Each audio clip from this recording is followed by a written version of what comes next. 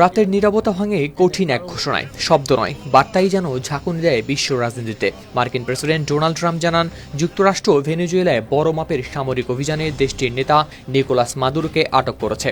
দাবি অনুযায়ী মাদুরো ও তার স্ত্রীকে সরিয়ে নেওয়া হয়েছে দেশ থেকে।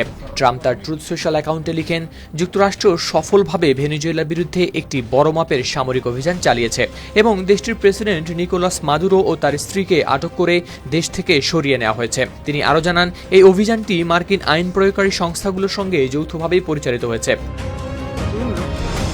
এদিকে এই হামলার নির্দেশ দিয়ে ট্রাম্প ছুটি কাটাতে গেছেন তার ফ্লোরিডার মার আলাগোতে নিজের বাসভবনে। সেখান থেকেই নাকি করবেন সংবাদ সম্মেলন। নিউ ইয়র্ক টাইমসকে দেয়া এক সংক্ষিপ্ত ফোন সাক্ষাৎকারে ট্রাম্প এই অভিযানে যুক্ত থাকা সেনাবাহিনী ও পরিকল্পনাকে চমৎকার বলে প্রশংসা করেন। পত্রিকাটি ট্রাম্পের উদ্ধৃতি দিয়ে জানায়, অনেক ভালো পরিকল্পনা, অসাধারণ সৈন্য ও দারুণ মানুষ এই অভিযানে অংশ নিয়েছে।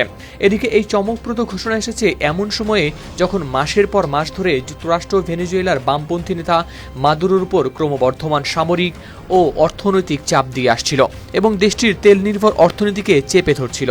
ডিসেম্বরেই ট্রাম্প বলেন, মাদুরোর জন্য সরে দাঁড়ানোই বুদ্ধিমানের কাজ হবে। তিনি আরও বলেছিলেন, মাদুরোর দিন ফুরিয়ে আসছে।